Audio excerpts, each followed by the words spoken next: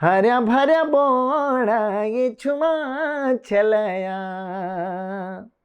बाजू बंदला दी ये छुमा छलया गदन साजा दी ये छुमा छलया खुद लगी जांदी ये छुमा छलया तेरा गीतू की भौण धवड़्या गीतांग चितलू बेजांदी ये गेल्या गीतांग। सीढ़ी नुमा खेत और दूर तक जाती हुई पतली पगडंडियां।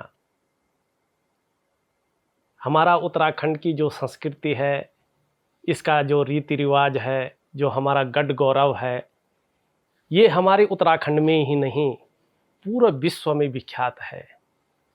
और आज हमारा जो प्रोग्राम है वो है गढ़ गौरव विभूति।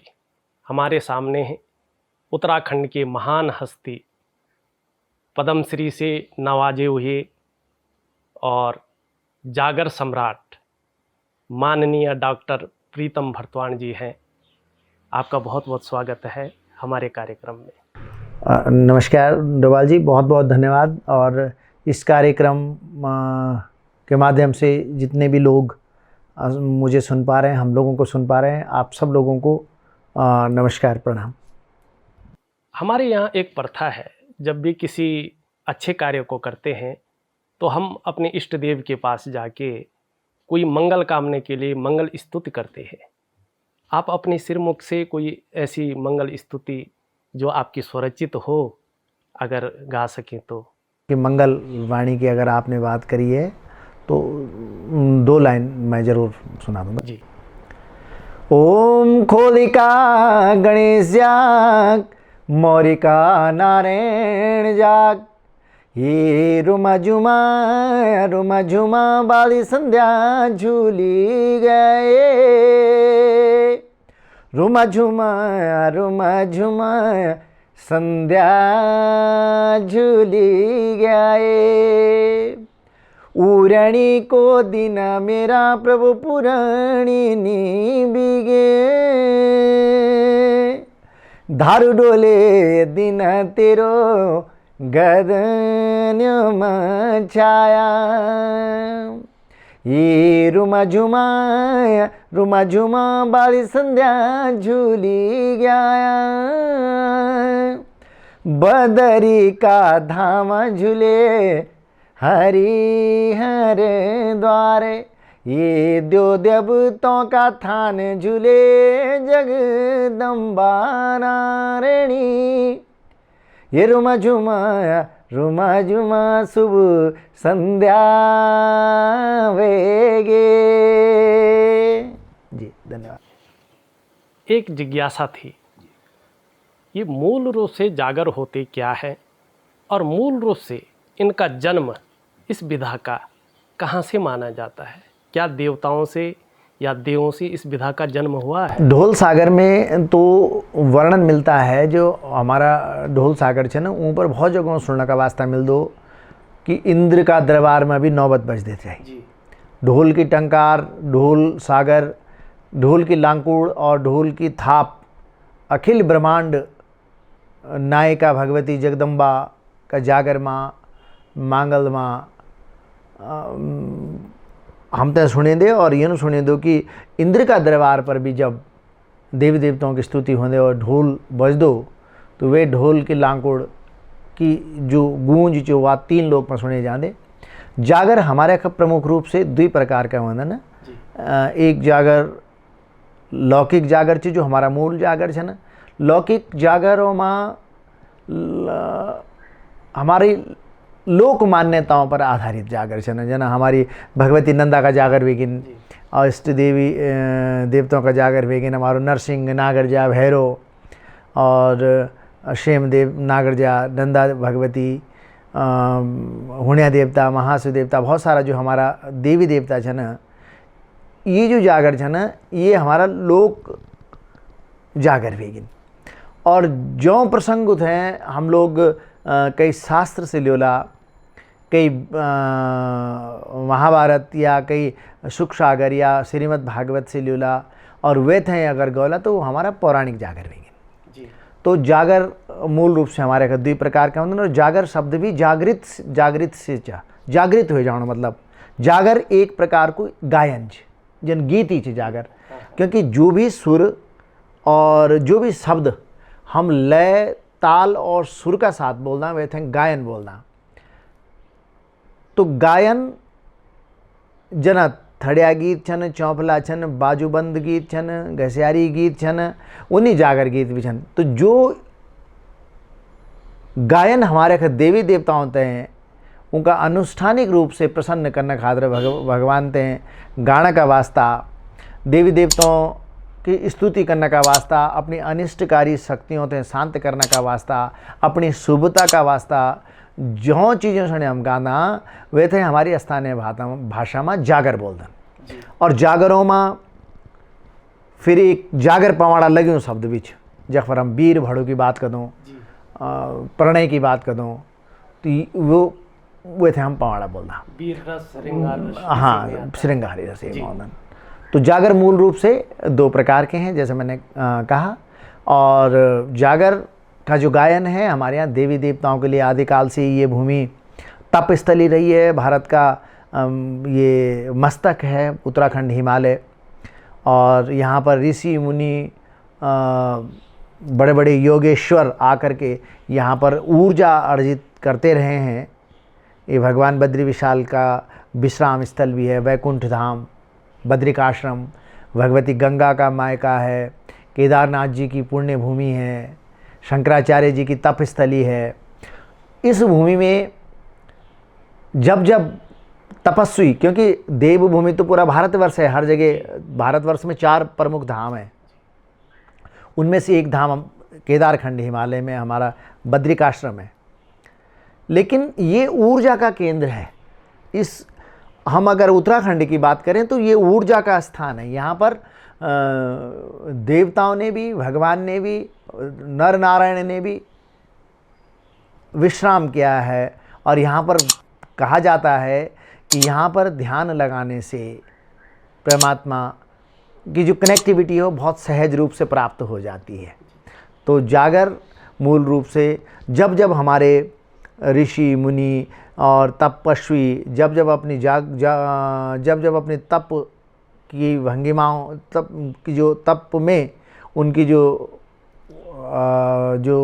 इस तपस्थली रही है और वहाँ पर वो अपने भाव भक्ति में जप में बैठे रहे, जब वो उनकी भाव भंगिमाएँ कभी खुली होंगी और वो जब उन्होंने देखा तो उसके बाद गंधर्व गान होने लगा, तो वहीं से जागर शब्द उस जागे, और उस जागर तब से वो जागर शब्द हो गया। और उस गायन को, उस गीत को हम लोग जागर बोलते हैं। आपने बहुत अच्छी तरह से समझाया है इसको। लेकिन आज की जो पीढ़ी है, ये हमारी जो गौरवमयी संस्कृति है, ये हमारा इतिहास है, इसको ज़्यादा तवज्जो नहीं देती है। तो इसके लिए हमारे जो रंगमंच है, जो हमारे कलाकार हैं, जो हमारे शोधकर्ता हैं, जैसे आप हैं, हिमालयन जो संस्कृति है हमारी, जो ये परंपराएं हैं, इनमें शोधार्थी भी हैं और इसको आगे ले जाने के लिए प्रयास भी कर रहे हैं। तो नई पीढ़ी भी इस चीज़ को समझे, इसमें आपका क्या दृष्टिकोण है?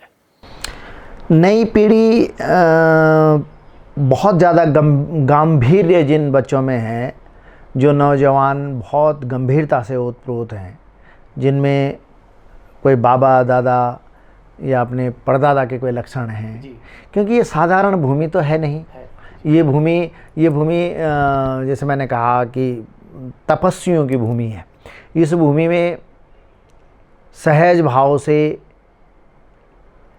ऐसा नहीं हो सकता है कि इस भूमि में कोई विद्वान न हो, कोई समझदार न हो और पीढ़ी आगे की हमारी विकृत हो जाए, ऐसा नहीं होगा, क्योंकि तपस्वियों की भूमि है। लेकिन अभी हमारे सामने एक जो संकट है वो ये है कि एक्सपोजर प्लेटफॉर्म बहुत ज़्यादा हो गए हैं। हमारे टाइम में, बहुत पहले के टाइम में एक ही होता था कि आप जाएंगे दिल्ली जाते वक्त, सचमुच अगर आप कलाकार हैं, सचमुच आपके अंदर कला है, साहित्य है, आप लिख सकते हैं, गा सकते हैं, तो आप दिल्ली जाने का साहस जुटाएंगे। दिल्ली जा कर के वहाँ पर रिकॉर्डिंग कंपनियाँ होती थी, फिर म्यूजिक डायरेक्टर होता था, फिर 2-4 लोग सुनने वाले होते थे, फिर वो कहते थे कि हाँ इसमें ये अच्छा लग रहा है, ये बेकार लग रहा है।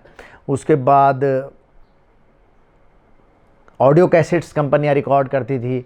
तो कई बैरियरों को जो पार करने के बाद जो कलाकार छन के निकलता था वो अब नहीं है, क्योंकि अब तो पहले के समय में एक गाना जब आता था, एक कैसेट आती थी तो वो सार्वजनिक रूप से किसी टेप रिकॉर्ड में बजती थी और उसको दादाजी भी सुनते थे, उसको माँ भी सुनती थी, उसको पिताजी भी सुनते थे, बेटा भी सुनता था, नाती भी सुनता था। ऐसी स्थिति में उस गाने को सामूहिक तौर पर जब सुना जाता था तो गाने को सुन करके आपस में उस गाने की समीक्षा होती थी। दादा कहते थे बेटा इसका मतलब ये है, पिताजी कहते थे ये वाली बात अच्छी लगी, ये अच्छी नहीं लगी। तो वो जो संस्कार परिमार्जित होते थे पीढ़ी में वो कहीं मिसिंग है, अब वो नहीं है। अब तो कोई भी नौजवान बच्चा अपने मन की सुन रहा है, उसकी अपनी प्रतिक्रिया है, क्योंकि वो बहुत ज़्यादा निजता आ गई है यूट्यूब की वजह से। आदमी अकेले में गाने सुन रहा है और फिर वो क्या समझ रहा है, जो उसको अच्छा लग रहा है, वो उस गाने में क्या है क्या नहीं, ये तो बड़े बुजुर्ग बताएंगे ना, जिनका अनुभव होगा सुनने और सुनाने का। तो आज जो बच्चा, अच्छा फिर बाजारवाद में जो उपभोक्तावाद है, जो बाजार उपभोक्ताओं को बाजार ये नहीं देखता है कि हम सामग्री कौन सी प्रस्तुत कर रहे हैं, ये सामग्री का क्या इम्पैक्ट है। बाजार ये देखता है कि ये सामग्री कितनी बिक सकती है जी। तो बाजारवाद में आज नेट है, अनलिमिटेड नेट पैक है, एक हाथ में मोबाइल है, लाखों हजारों उसके पास गाने विकल्प है। ऐसी स्थिति में बहुत अच्छा साहित्य अपनी पीढ़ी तक पहुंचाने के लिए संघर्ष करना पड़ रहा है। उत्तराखंड के परिप्रेक्ष्य में आपने पूछा, हमारे जो नौजवान पीढ़ी है अगर वो अपने साहित्य की तरफ मुड़वानी है तो इसके लिए बुनियादी रूप से काम ये करना पड़ेगा कि जो भाषा हमारी है, जो बोली है, वो उसको संरक्षित करने की आवश्यकता है जी। बोली भाषा का पाठ्यक्रम तैयार हो। हमारी जो दूध बोली है, जो हमारी माँ की बोली है, पिताजी की बोली है, उस बोली में पाठ्यक्रम तैयार हो जी। नैतिक शिक्षाएं तैयार हों। माधो सिंह भंडारी, तीलू रौतेली, वीर भड़ों की गाथाएं पढ़ाई जाए। अब हम कौन हैं, क्यों हम उत्तराखंड का भाल हैं, उत्तराखंड का मस्तक क्यों हैं, हमको गढ़वाली क्यों कहा जाता है, हमको उत्तराखंडी क्यों कहा जाता है, ये बातें समझानी होंगी, पाठ्यक्रम में शामिल होनी चाहिए ये सब बातें। तब लालायित होंगे बच्चे, और बच्चों भाषा रोजगार परक शिक्षा जब बनेगी तो सारा साहित्य बचेगा। तब लोग जागर भी सुनेंगे, मांगल भी सुनेंगे, लोक गायन सारा जितना हमारा पहाड़ को लोक गायन से सब तय सुन ला, लेकिन बुनियादी रूप से भाषा का वास्ता काम करना पड़ेगा।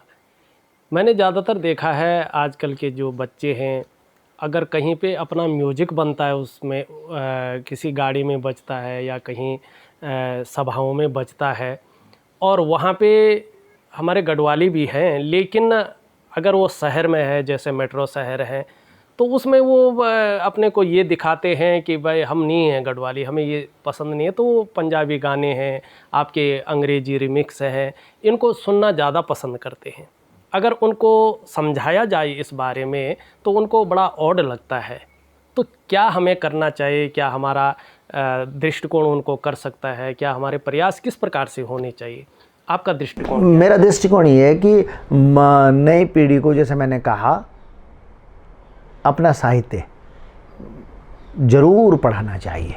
अपना घरों में एक बार जरूर अपना बच्चों से गढ़वाली में बात हो जी। अपनी मातृभाषा में बात हो, अपनी बोली में बात होली तो बच्चों के अंदर अच्छा, स्कूलों में बच्चा जरूर पढ़ाएं चंदन। अंग्रेजी माध्यम छन ठीक है, एक भाषा आज अंग्रेजी इंटरनेशनल प्लेटफॉर्म में बहुत ज़्यादा बोले जाते, ये वजह से ठीक है कि अंग्रेजी माध्यम से बच्चा छन पढ़ने लगे, कोई बुरी बात नहीं, ठीक पढ़ना चाहिए, पढ़ो, लेकिन एक साथ साथ अपनी भाषा को ज्ञान होना भी बहुत जरूरी है। और भाषा विषय का रूप में लगो, बच्चों ते समझाया जाओ। जब बच्चा हिमालय की महत्ता ते पढ़ला, बच्चा जो नौजवान पीढ़ी है वह पहाड़ की विशेषताओं के बारे में जानेगी, तो उनका स्वाभाविक दृष्टिकोण अपने भाषा और संस्कृति पर लौटेगा। स्कूलों में जो बच्चे हैं, स्कूलों में हमारे पारंपरिक ढोल, हमारे पारंपरिक हुड़का, ये होना चाहिए। हमारे पारंपरिक वास्तु शैली को ज्ञान होना चाहिए। हमारा एक हमारी जो वास्तु शैली, जो हमारा पुराना कूड़ा छन, मकान छन, इन चीज़ों का ज्ञान भी बच्चों को होना चाहिए कि बेटे हमारे ऐसे मकान हुआ करते थे, ये हमारे स्ट्रक्चर्स हुआ करते थे। परिमार्जन को मैं बुरा नहीं मानता। मेरे गांव का रास्ता अगर संकरा है, टेढ़ा है, ख़राब है, उस कंकरीली राह है उस अपने गांव तक पहुंचने की मेरी, तो मेरा परिमार्जन सिर्फ इतना होना चाहिए कि मैं उस पथरीली राह को थोड़ा अच्छा बनाऊं, उसको उससे जो कंकर पत्थर हैं उसको उनको हटाऊं, उस रास्ते को अच्छा बनाऊं और बहुत अच्छा तरह से अपने गांव पहुंचूं। इसका मतलब ये है कि हम परिमार्जन करें लेकिन मूल से न करें, कि जो बेसिक है उसको ना ख़राब करें। और यहाँ अभी हमारे सामने जो एक चुनौती ये है कि नए छुयादे का जथरा कलाकार छन, ये दूसरों की रचनाओं को गा रहे हैं, ये पुराने कलाकारों के गानों को ला रहे हैं और उन गानों को गा रहे हैं, उनको रिमिक्स करके। और वो तात्कालिक रूप से नई पीढ़ी को ये नहीं पता है कि ये इनके रचयिता कोई और थे, ये हमारे किन वाद्यों में ये बजते थे। उन वाद्यों का संरक्षण सही तरह से नहीं हो पाया, बहुत सारे कारण रहे। वो एक अलग तरह का एक अलग तरह की वार्ता है। तो अब जो आज के नौजवान बालक को आज के बाल संस्कारों पर जो कुछ सुनने के लिए मिलेगा उसका वो अडॉप्शन करेगा। उस अडॉप्शंस को रोकने के लिए ज़रूरी है कि अच्छे साहित्यकारों की रचनाएं नौजवान गाएं, रचना धर्मिता हो। बहुत पुराने जो लोकगीत हैं जिनके किसी रचयिताओं का पता नहीं है, उनको भी अगर नए तरीके से गाना है तो कम से कम उस कलाकार का जिक्र ज़रूर हो जिसने उन गानों को गाया है मूल रूप से। और स्वरचित रचनाओं को, जो पुरानी रचनाएं हैं उनको गाना है। उन कलाकारों को तो आदर सम्मान के साथ उनका नाम लिया जाना तो बहुत ज़रूरी है ही, नए बच्चे जो कर रहे हैं। लेकिन अभी ये हमारे सामने सबसे बड़ी ये चुनौती हो गई कि हमारे यहाँ पार्टी गीतों का एक रिवाज चल पड़ा है। पार्टी गीत, थड़िया गीत, चौंफला गीत, जागर गीत, पावाड़ा गीत, झुमैलो गीत, बगनौल, झोड़ा, ये गीत तो होते ही हैं। अब एक पार्टी सॉन्ग, एक अलग सा आजकल अपना गाना यूट्यूब में लोग लॉन्च करते हैं, उसमें लिखते हैं डीजे सॉन्ग। अरे भाई डीजे सॉन्ग क्या हुआ, लेटेस्ट लिख लेते हैं। डीजे सॉन्ग का मतलब है कि पार्टी सॉन्ग। ठीक है, हमारे यहाँ कोई कार्यक्रम है, हमारे यहाँ कोई अच्छा सा फंक्शन है, कोई हमारे घर पे हमारे पोते का चूड़ाक्रम संस्कार है, विवाह है, हमारे लड़के का विवाह है, लड़की का विवाह है, ऐसे अवसरों पर स्वाभाविक है कि उत्सव जैसा माहौल होता है। ठीक है, नृत्य भी एक अपनी भावाभिव्यक्ति है, आप नाचिए, सब कुछ करिए, लेकिन ये ना हो कि केवल गाने हमारे वहीं तक रह जाएं, फिर हमारे जो हमारी सृजनात्मक गुणवत्ता है वो गौण ना हो जाए।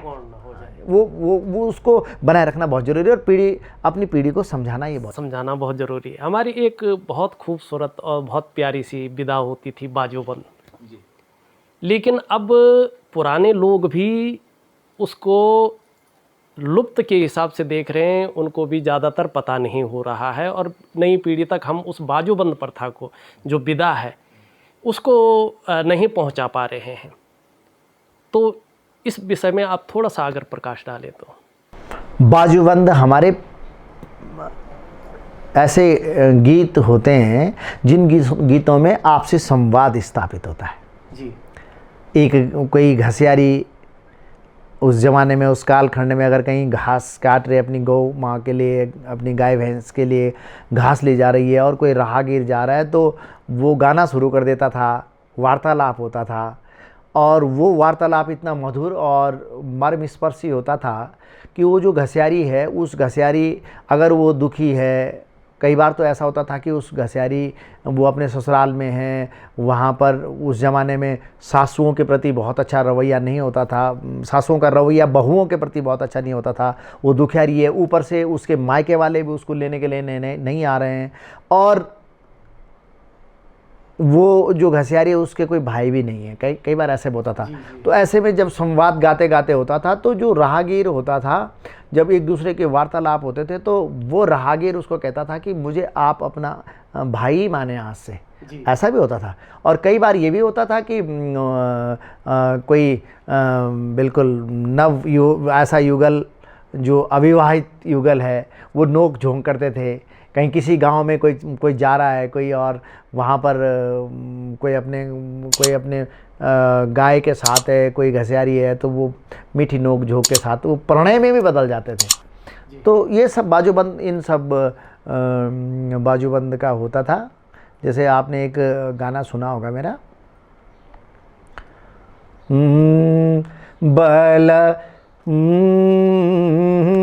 बल का गाजू का ताऊ पाला पाखा की घसियारी, बतो क्या चा तेरू नाऊ गेल्यात बोधू। हाँ बल, फिर वो जो नौ नीचे हुआ संवाद उनको बाजूबंच, बल बाबी लाकी कुछ जुबी मेरू नो होलो। हाँ बल तू क्या लेंदी पूछी गेल्या तुम बोधू। हऱ्या भऱ्या बोणा ये छुमा छलया बाजू बंदला दी ये छुमा छलया गदन साजा दी ये छुमा छलया खुद लग जांदी ये छुमा छलया तेरा गीतू की भौण धवड़या गीतांग चितलू बेजांदी ये गेल्या गीतांग। ये संवाद होता था उस समय। जी, बहुत सुंदर आपने समय दिया है। और एक अंतिम प्रश्न मैं पूछना चाहता हूँ, आपको जागृत सम्राट कहा जाता है, तो सुरीले अंदाज में आप एक बार इसको बताएं और अपने कार्यक्रम को संपन्न। जी, जागर, जैसे मैंने कहा, जागर अपने आप में एक हमारे जागर जो गायन है वो गायन अपने आप में हमारे यहाँ सबसे उत्कृष्ट गायन इसलिए माना जाता है कि हमारे यहाँ जागर गायन ही देवी देवताओं का गायन है और ये देवभूमि है। तो एक जागर में ये आपको सुनाऊंगा, जब हमारे यहाँ नवरात्रों के पहले दिन में जो गाया जाता है, जब मैणा और हिमालय के घर में भगवती जगदम्बा का प्राकट्य हुआ। जय जगदम्बा भगवती इष्ट देवी महामाई भवानी त्रिलोक तारिणी नारायणी, हिमालय का घर माँ कन्या पैदा होंगे, जय बोल माता श्यामा सुंदरी। ये रजा हिमाचल का भाग खुली गहनाए, जय बोल माता श्यामा सुंदरी। जगत बंदिनी नारायणी को प्राकट्य हिमालय में वेगे, जय समय पर भगवती जगदम्बा भगवती इष्ट देवी महामाई त्रिलोक तारिणी जगत बंदिनी नारायणी। ये माता मैणावती का भाग खुली गहना, हिमांचल रजा का भाग खुली गहना, जय बोल माता श्यामा सुंदरी। जगत बंदिनी नारायणी भगवती इष्ट देवी महामाई भवानी, तुई माता त्रिलोक तारिणी छई, तुई भवपीड़िता अनंता भगवती शाकंबरी वनदेवी सुरकंडासुरी चंद्रवदनी कुंजापुरी महामाता भवानी, इष्ट देवी भगवती मैठाणा माई राजराजेश्वरी इष्ट देवी जगतबंदिनी नारायणी। ये जगदम्बा शैलपुत्री को जन्मेंगे, जय बोल माता श्यामा सुंदरी। अपनी माता मई न्युतिक बुलालू, जय बोल माता श्यामा सुंदरी। जगदम्बा इष्ट देवी महामाता तुई जगत बंदिनी नारायणी सुर सुंदरी त्रिपुर सुंदरी अखिल ब्रह्मांड नायिका भगवती सर्वदेवमयी सर्वमंत्रमयी ज्वाला जगत बंदिनी नारायणी इष्ट देवी महामाता भवानी। ये शत्रु संहारिणी माता भैरवनाशिनी। जय बोल माता श्यामा सुंदरी। अफू जस लीली माता हमो जस दिली। जय बोल माता श्यामा सुंदरी। आप सब लोगों को बहुत बहुत मंगल हो।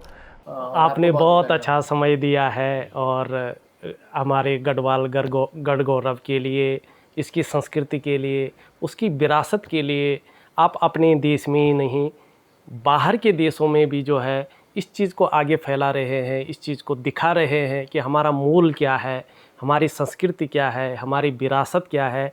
इसके लिए हम आपका बहुत धन्यवादी रहेंगे और समय देने के लिए आपका बहुत बहुत धन्यवाद। मैं भी आपको धन्यवाद ज्ञापित करना चाहता हूं जी। आप पधारे आवास पर और माँ भगवती जगदम्बा अपने लोक संस्कृति पर आप लोगों ने विचार विमर्श करे और आपका माध्यम से भी लोगों तक पहुंचने को एक अवसर जो मिले, मैं एक वास्तविक धन्यवाद देना चाहता हूँ। और सब लोगों को बहुत बहुत शुभकामना और मंगल कामना। प्रणाम। फिर आपसे भेंट होगी। नमस्कार।